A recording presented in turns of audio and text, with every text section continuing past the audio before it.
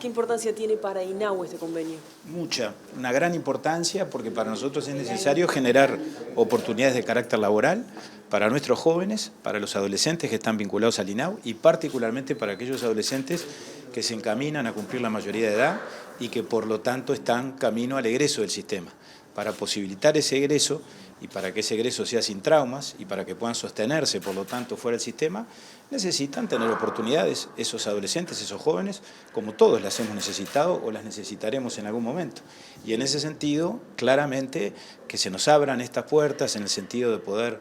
incorporar jóvenes a trabajar en distintas tareas, en distintos oficios, en distintas profesiones, servicios o actividades, resulta esencial. La UNVENU, como todos sabemos, es un sector poderoso, fuerte, sobre todo desde el punto de vista cuantitativo, por su extensión a lo largo y ancho del territorio, por la cantidad de empresas que componen este sector, pequeñas, medianas, grandes, y en ese sentido ya hay antecedentes. Antes de firmar el convenio ya tuvimos la fortuna de que por lo pronto 2 jóvenes que cumplieron los 18 años se incorporaran en 2 estaciones de servicio y ahora la expectativa es que esto se pueda multiplicar y creo que sin duda resulta por todo eso de gran importancia. ¿Cuántos jóvenes están en condiciones de acceder a esta posibilidad? Bueno, nosotros tenemos en el sistema de protección aproximadamente 7.500 niños y adolescentes de 0 a 18. En números redondos hay que pensar que hay por lo menos 2.000 adolescentes que obviamente están en distintas etapas, algunos recién salidos o ingresados a la adolescencia con 14, 15 o 16, otros en etapas más avanzadas y algunos inclusive en situación ya de egreso pero con prórroga, porque no necesariamente cuando cumplen los 18 esto implica un corte abrupto. Si cumplen los 18 años y no tienen oportunidades de este tipo o por lo tanto no tienen referentes adultos fuera del sistema, no tienen a qué dedicarse o cómo sostenerse, desde luego que INAU sigue a cargo de ellos por 1 año más, por 2 años más.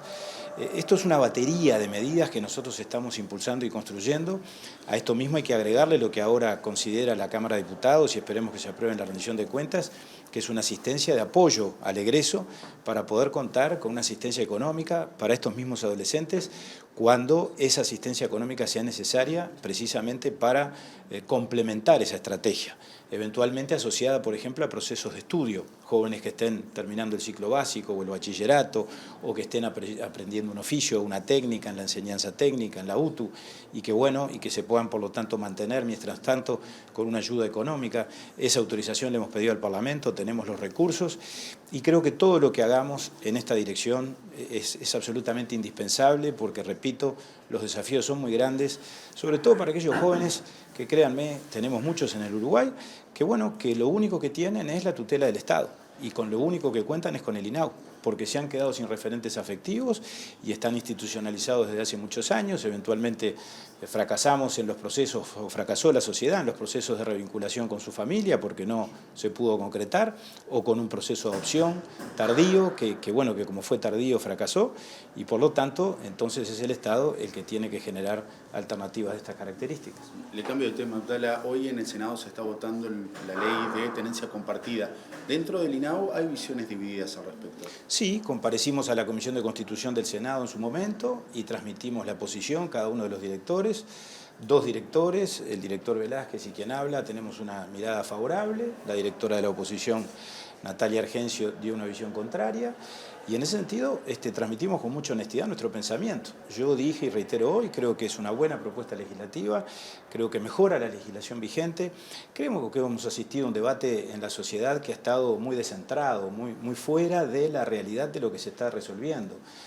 Creo que asistimos a un debate de frases muy altisonantes que después no merecieron la fundamentación o no recibieron la fundamentación correspondiente. Cuando se dijo, por ejemplo, que este proyecto era un proyecto adultocéntrico, cuando se dijo que en todo caso esto le imponía soluciones al juez competente, nada de eso está en el texto que los senadores están considerando hoy, y nosotros consideramos que se mantiene la esencia del Código de la Niñez en situaciones de estas características, es decir, cuando se produce la disolución del vínculo conyugal o cuando se produce la separación entre los progenitores.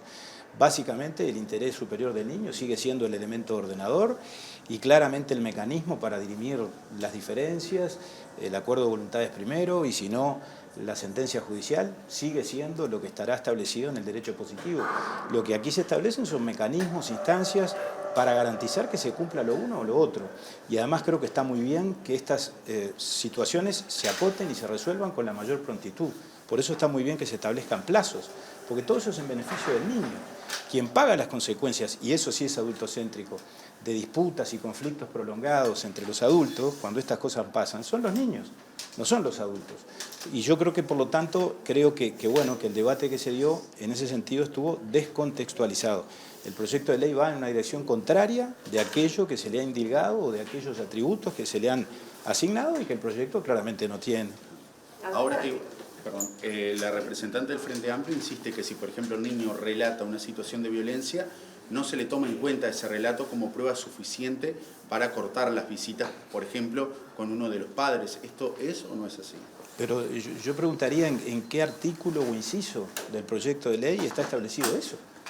Está claro que el juez en cualquier circunstancia, si advierte que para interés superior del niño las medidas cautelares deben conducir inexorablemente a que el régimen de visita se mantenga suspendido, pues el juez dispondrá eso. Y eso, por otra parte, ya es ley vigente en el Uruguay. Yo lo dije en el Parlamento cuando fui a la Comisión de Constitución, el artículo 67 de la Ley de Violencia contra la Mujer basada en género establece exactamente lo mismo. Establece que cuando hay medidas cautelares, sin perjuicio de que las haya, el juez puede llegar a entender, excepcionalmente, dice el artículo 67, que las visitas se mantengan con relación al cónyuge que tiene precisamente o que está bajo esas medidas cautelares. De manera tal que en ese sentido yo no advierto, me parece que estas cosas lo que demuestran es lo que yo decía, que el debate ha ido por un lado y el proyecto de ley por un lado diferente. Me parece que el debate no ha sido un debate de calidad, pero creo que la solución en sí misma, y creo que el que tenga dudas lo mejor que puede hacer es leer textualmente, en función del sentido literal de las palabras del proyecto de ley, va por un camino exactamente diferente. Ahora tuvo una intervención el INAU en lo que es el caso de esta adolescente que está embarazada de 7 meses en el Hospital Pereira Rosell, o por el hecho de no pertenecer a la institución, simplemente se informan y nada más. Estamos en contacto con las autoridades que han tenido intervención directa en esto, que son el Hospital Pereira Rosell, el MIDES, porque se trata de un adolescente que estaba en un centro de 24 horas para madres víctimas de violencia con hijos, gestionado por el MIDES. Estamos en contacto con la Fiscalía, pero se trata de una adolescente que no tenía vínculo previo con el INAU, que no estaba institucionalizada,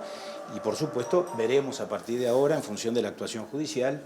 cuál es el resultado de todo esto y si la justicia, como ocurre muchas veces en estos casos, dispusiera nuestra intervención o la vinculación con el INAU o la institucionalización de esta adolescente, obviamente intervendríamos como corresponde. ¿En lo que es el INAU, por ejemplo, el embarazo adolescente sigue siendo un tema recurrente?